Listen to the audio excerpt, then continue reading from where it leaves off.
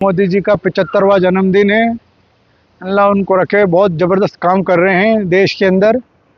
पूरा देश मना रहा है जगह जगह, और दुआएं हो रही हैं उनके लिए, प्रार्थनाएं हो रही हैं, लंगर चल रहे हैं और लोगों को मदद की जा रही है।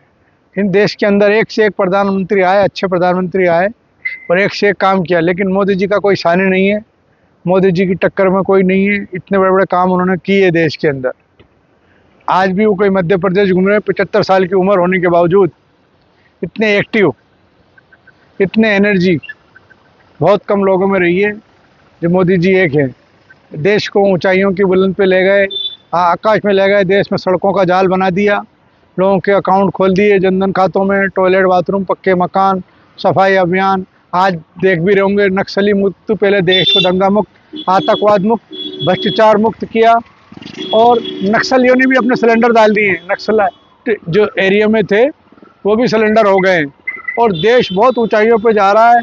बहुत देश के अंदर जिस तरह से काम हो रहा है, तो मेरी ऊपर वाले से गुजारिश है, मोदी जी को फिट रखे और उनको 75 है, उनको लंबी उम्र दे और जब तक रहे हिट रहे। विपक्ष को बेरोजगार दिवस के रूप में मना रहा है। अब विपक्ष का काम है अल्लाह करना, अपनी कमियों को ना देख के मोदी जी की कमी देखना। देश इतना बड़ा 140 करोड़ से ऊपर आबादी है, अब बेरोजगारी तो होगी। ये विपक्ष ने 60 साल जो राज किया, अगर वो जितना मोदी जी काम कर रहे हैं उतना 10 पैसे भी काम कर लेता तो ये देश में आज हालत नहीं होते।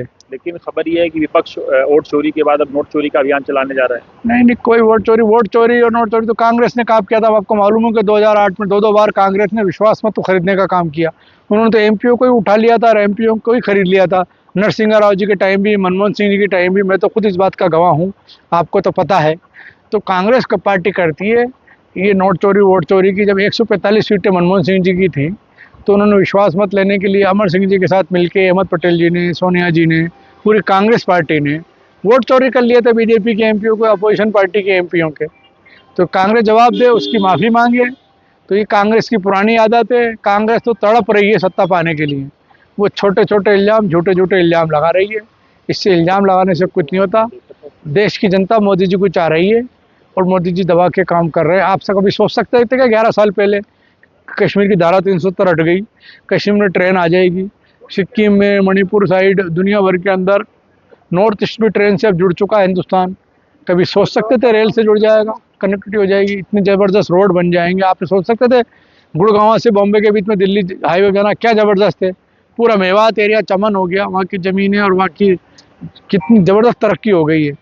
और देश आगे बढ़ रहा है अब, और आगे बढ़ रहा है, बढ़ते रहना चाहिए। और ये जो इस तरह की पार्टियाँ बकवास करती हैं, इनको पहले मैं एक शेर में कहना चाहता हूँ सारी बात।